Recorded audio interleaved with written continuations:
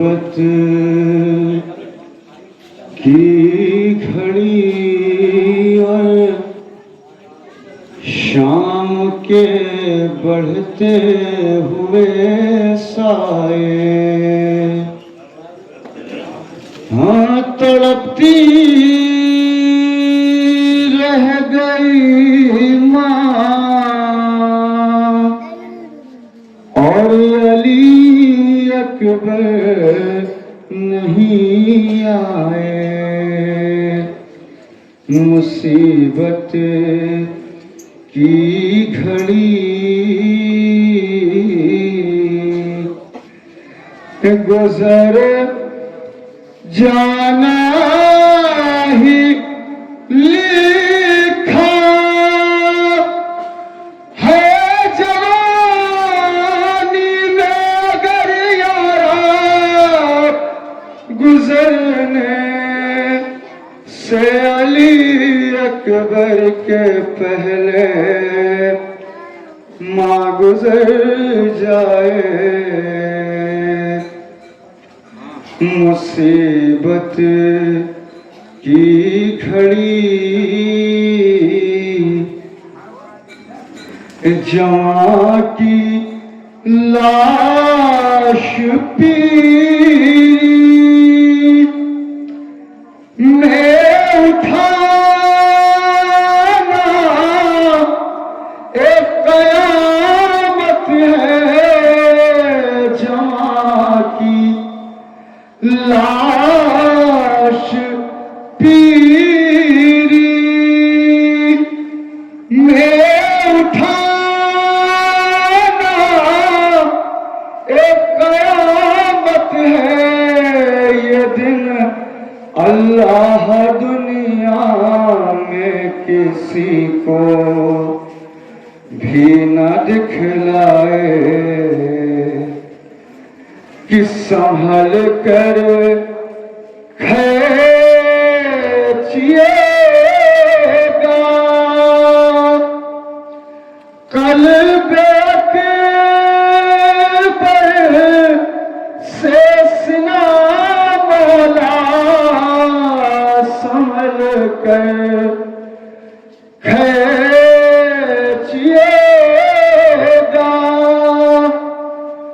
قلب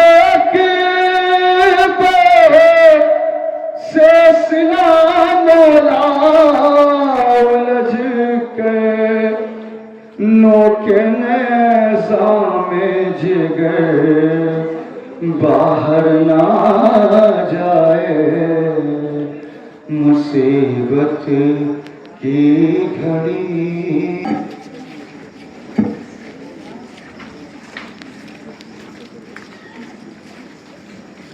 سمائے جھوٹ کے اہل حرم مدینے میں، سنبھل کے رکھتی ہے زینب قدم مدینے میں۔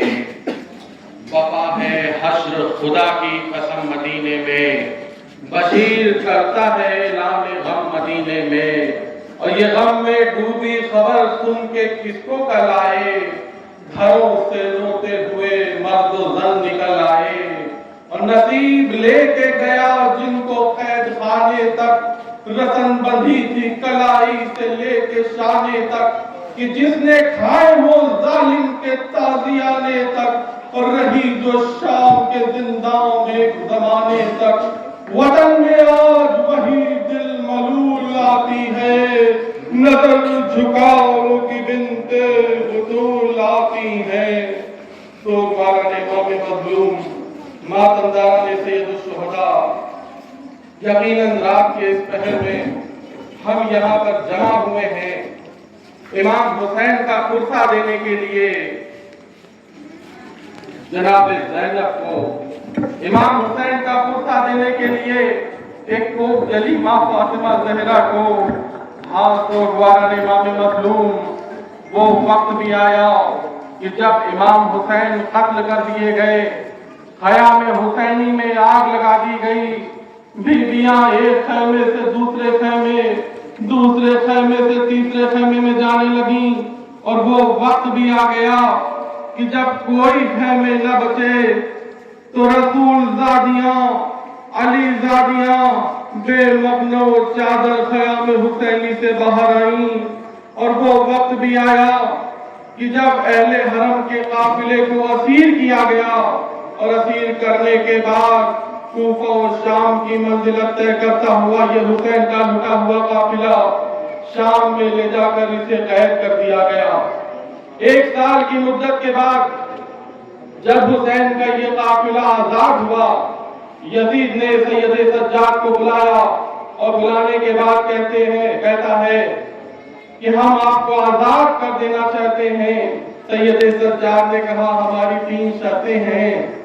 پہلی شرط یہ ہے کہ ہمارا لٹا ہوا سامان ہمیں واپس کر دیا جائے، دوسری شرط یہ ہے کہ ہمارے شہیدوں کے سروں کو ہمیں لوٹا دیا جائے، اور تیسری شرط یہ ہے کہ ہمارے لیے ایک مکان خالی کیا جائے جس میں ہم اپنے شہیدوں کا ماتم کر سکیں۔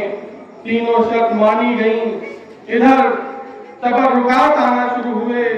سب سے پہلے چادر تطہیر آئی۔ زینب نے بڑھ کر چادر تطہیر کو لے لیا، کہا یہ میری مادر کی چادر مجھے لوٹا دو۔ اس کے بعد 2 ننھی بالیاں آئیں۔ ارے بالیاں نہیں آئیں، ادھر بیویوں نے رباب کی طرف دیکھا، رباب آگے بڑھتی ہیں، ان چھوٹی چھوٹی بالیوں کو اپنے پاس لے لیتی ہیں اور کہتی ہے سکینہ تیری بالیاں آ گئی ہیں۔ اور اس کے بعد ایک انگوٹھی آئی۔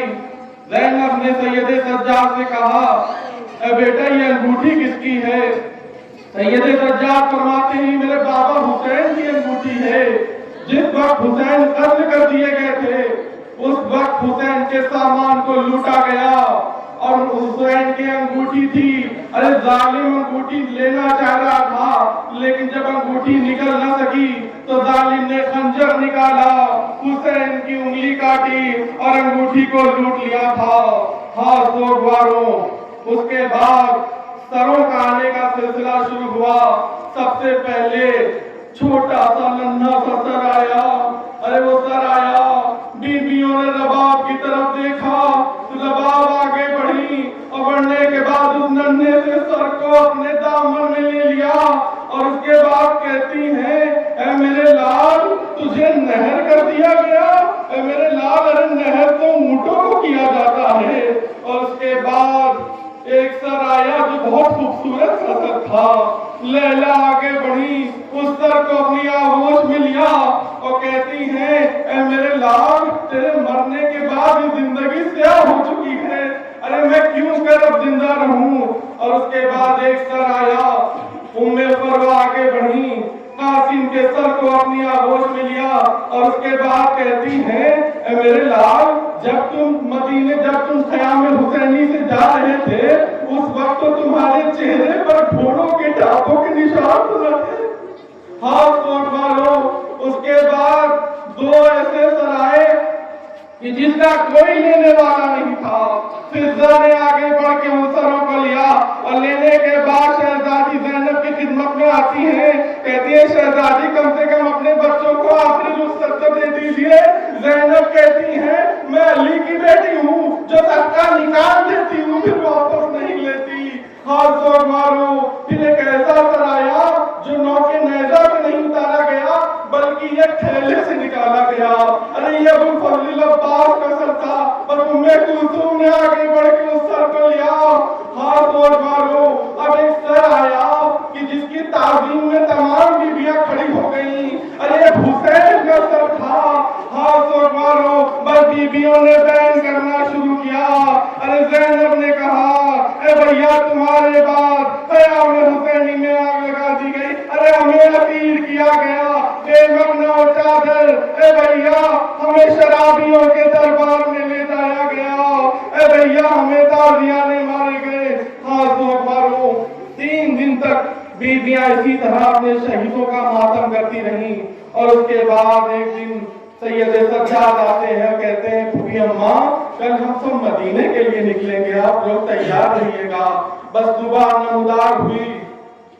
ادھر تمام بیویاں تو موجود ہیں لیکن رباب نظر نہیں آ رہی ہے۔ ارے زینب نے کہا اے بیٹا رباب کہیں نظر نہیں آ رہی۔ سید سجاد کہتے ہیں مجھے پتا ہے میری مادر گرامی کہاں ہے. وہ یہ کہہ کے سید سجاد زندان کی طرف جانے لگے. تمام بیویاں ان کے پیچھے پیچھے. ارے کیا دیکھا رباب قبر سکینہ سے اس طرح سے لپٹی ہوئی تھی جیسے کوئی ماں اپنے بچے کے لپٹتا ہے. تو بار کہہ رہی تھی اٹھو سکینہ اٹھو. ارے ہم وطن مدینے جا رہے ہیں, تمہیں تو وطن جانے کی سب سے زیادہ خواہش تھی. سوگوار ہو. اب اس کے بعد حسین کا وہ لٹا ہوا قافلہ تیار ہوا مدینے کے لیے جانے کے لیے. زینب نے شام کی عورتوں کو جمع کیا اور کہتی ہیں شام کی عورتوں مجھ سے ایک وعدہ کر لو. ارے میری سکینہ یہاں تنہا ہے, اکیلی ہے. ارے تم یہاں آنا اور سکینہ کو یاد کرنا, شمع جلانا. اور اس کے بعد یہی وجہ ہے توبارو کہ آج بھی سکینہ کی قبر پر شام کی عورتیں آتی ہیں, ننھے ننھے چھوٹے چھوٹے کھلونے لے کے آتی ہیں, چوڑیاں لے کر آتی ہیں اور کہتی ہیں اے شہزادی جو آپ سے وعدہ کیا تھا وہ ہم آج بھی نبھا رہے ہیں. توبارو بس حسین کا وہ لٹا ہوا قافلہ آگے بڑھنے لگا. ایک ایسے مقام پہ آ کے رکا کہ جہاں سید سجاد نے کہا اے بھوبی اماں ایک راستہ مدینے بھی جا رہا ہے اور یہاں سے ایک راستہ کربلا کی طرف بھی جا رہا ہے. بس کربلا کا نام آیا بیویاں تڑپنے لگی, کہتی ہیں سید سجاد ہمیں کربلا لے چلو, ہم اپنے شہیدوں کے قبر پر جانا چاہتے ہیں. بس ادھر سید سجاد اہل حرم کے قافلے کو لے کر کربلا کے لیے آگے بڑھے.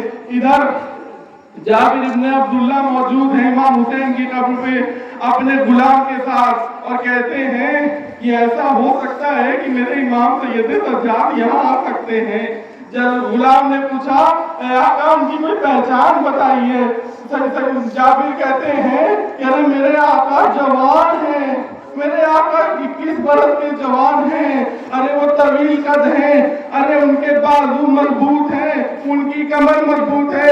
بس ایک مرتبہ کچھ دیر کے بعد کسی قافلے کے آنے کی آواز آئی. جابر نے کہا دیکھو کون آ رہا ہے. غلام کہتا ہے ارے جو بھی ہے لیکن آپ کے آقا نہیں ہے, اس لیے کہ جو آنے والا آ رہا ہے وہ تو کوئی ضعیف معلوم ہوتا ہے.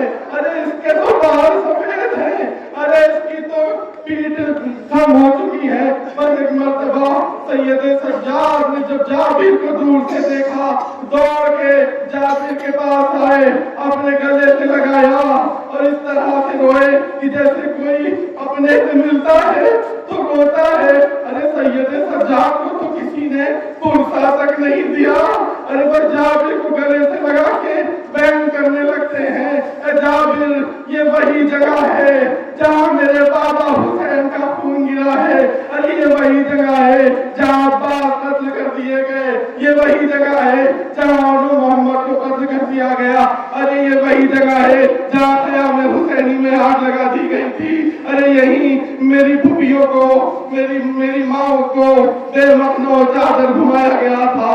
ہاں سوگوارو. اس کے بعد سید سجاد کہتے ہیں اے جابر میں چاہتا ہوں کہ تم کچھ وقت کے لیے یہاں سے دور چلے جاؤ. جابر کہتے ہیں میں نابینا ہوں, مجھے کچھ دکھائی نہیں دیتا. سید سجاد کہتے ہیں لیکن یہاں پر ابھی کچھ دیر میں علی زادیاں روئیں گی, ارے بیویاں آواز میں روئیں گی. میں نہیں چاہتا کہ ان کی آواز تمہارے کانوں میں جائے. ہاں سوگوارو. بس جابر دور گئے, ادھر زینب قریب آئی. آنے کے بعد کہتی ہیں اے سید سجاد میرے بھیا کی قبر کہاں ہے. سید سجاد نے کہا یہ حسین کی قبر ہے. بس بیویوں نے تڑپ کے اپنے آپ کو حسین کی قبر پر گرایا, بیان کرنا شروع کیا اے بھیا ہمیں شرابیوں کے دربار میں لے جایا گیا. اے بھیا ہمیں تازیانے مارے گئے.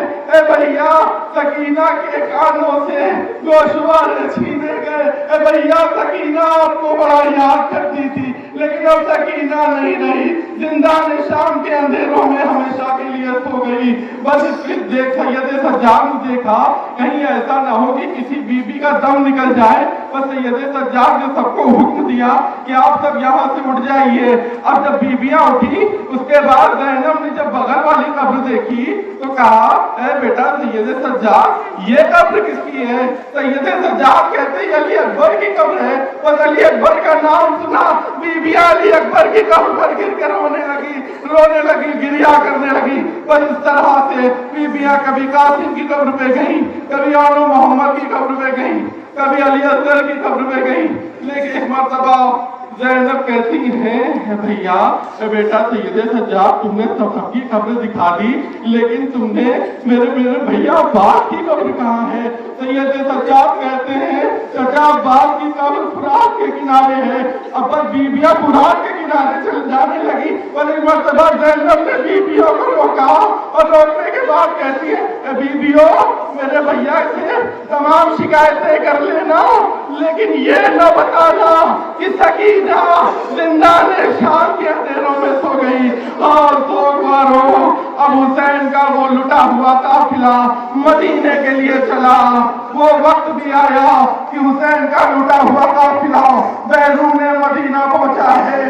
بس ایک مرتبہ اس قافلے کی ساربانی کر رہے عابد نے بشیر سے کہا بشیر جاؤ مدینے والوں کو ہمارے آنے کی خبر دے دو۔ بس بشیر چلا، بوجھل قدموں کے ساتھ چلا، لڑکتے ہوئے قدموں کے ساتھ چلا۔ ارے مدینے میں داخل ہوا، محلے بنی ہاشم میں پہنچا، اپنا ماما اتار کے دیکھا۔ اے مدینے والوں یہ مدینہ رہنے کے قابل نہ رہا۔ اللہ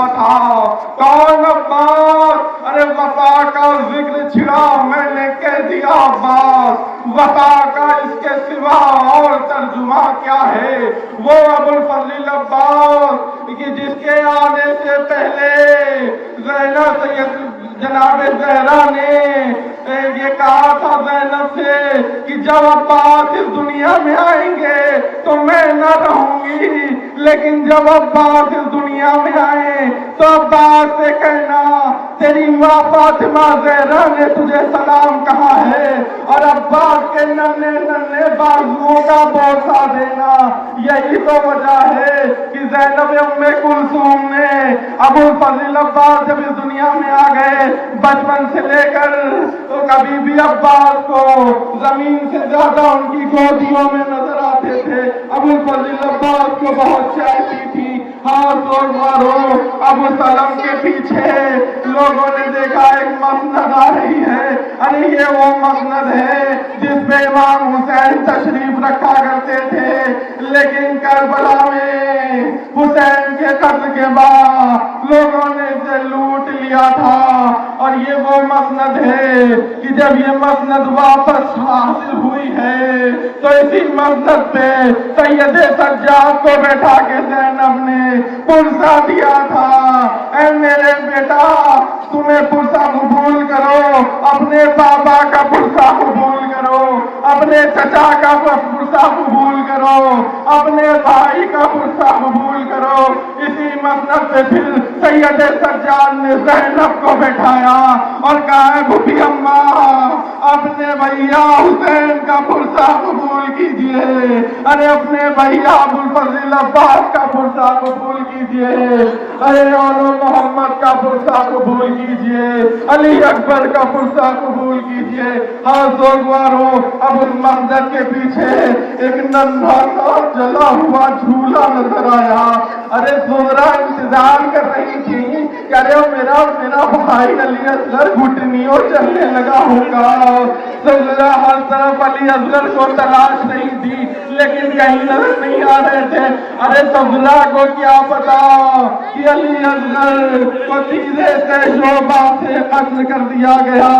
ارے یہی تو وجہ تھی جب علی اصغر کو قتل کر دیا اور امام حسین کبھی آگے بڑھنا چاہتے ہیں انا للہ و انا الیہ راجعون، کبھی پیچھے ہٹ جاتے ہیں انا للہ و انا الیہ راجعون۔ امام حسین نے صبح عاشور سے عصر عاشور تک نہ جانے کتنے لاشیں اٹھائے، لیکن کیا پتا کہ علی اصغر کا لاشا اتنا بھاری ہو گیا تھا کہ حسین علی اصغر کے لاشے کو خیام حسینی تک نہیں لے جا پا رہے تھے، اور جب ہمت کر کے خیام حسینی میں داخل ہوئے اور لے جانے کے بعد کہا اے رباب آؤ، میں نے تمہارے لال کو پانی پلا دیا۔ رباب نے علی اصغر کو اپنی آغوش میں لیا، اب رباب کا دامن ہٹایا، کیا دیکھا علی اصغر قتل ہو چکے ہیں، علی اصغر ذبح ہو چکے ہیں۔ لیلا نے تاریخی جملہ کہا اے میرے لال، تیری عمر کے تو بچے بھی، تیری عمر کے تو جانور بھی ذبح نہیں کیے جاتے، ارے تجھے ان ظالموں نے قتل کر دیا۔ آسو کارو، اب جھولے کے پیچھے ہماریاں نظر آنے لگی، ان ہماریوں میں زینب ہوں گی، ام کلثوم ہوں گی، لیلا ہوں گی، رباب ہوں گی، فضا ہوں گی، لیکن نہ ہوگی تو وہ پیاسی سکینہ نہ ہوگی جسے وطن جانے کی سب سے زیادہ خواہش تھی۔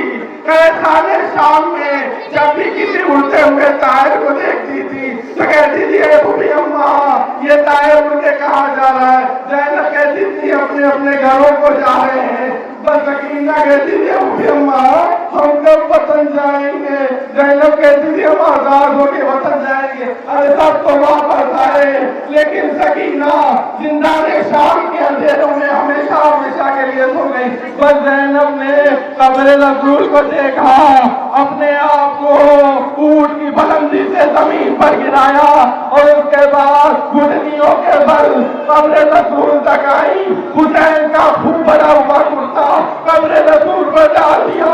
ارے قبر رسول لرزنے لگی۔ زینب کہتی ہے اے نانا، آپ سے حسین کا خوب بڑا کرتا برداشت نہ ہوا، ارے مجھ سے پوچھئے، ارے میں نے 70 قدم کی دوری سے اپنے ماجائے کو ذبح ہوتے دیکھا، میں نے بڑی آواز دی مدد کے لیے سب کو بلایا، لیکن کوئی نہیں آیا۔ مدینے میں ہر طرف با حسینہ باسا کی صدائیں بلند ہونے لگی۔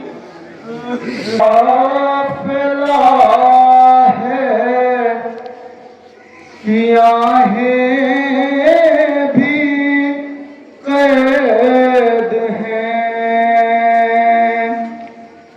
کیسا یہ قافلہ ہے کہ آہیں بھی قید ہیں، منزل کا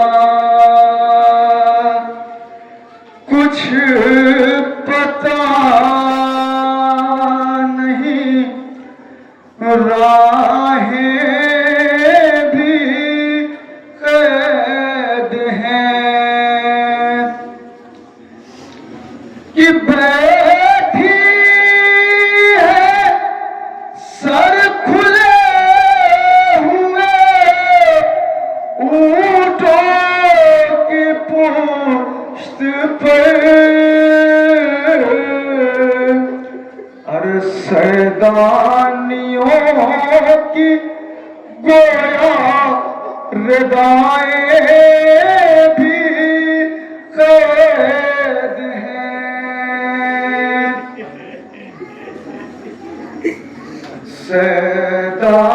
سیدانیوں کی گویا ردائیں بھی قید ہیں، کہ سر کو اٹھائے کیسے بھلا ناتواں اسیر، ارے خود بھی ہے قید اور نگاہیں بھی قید ہیں،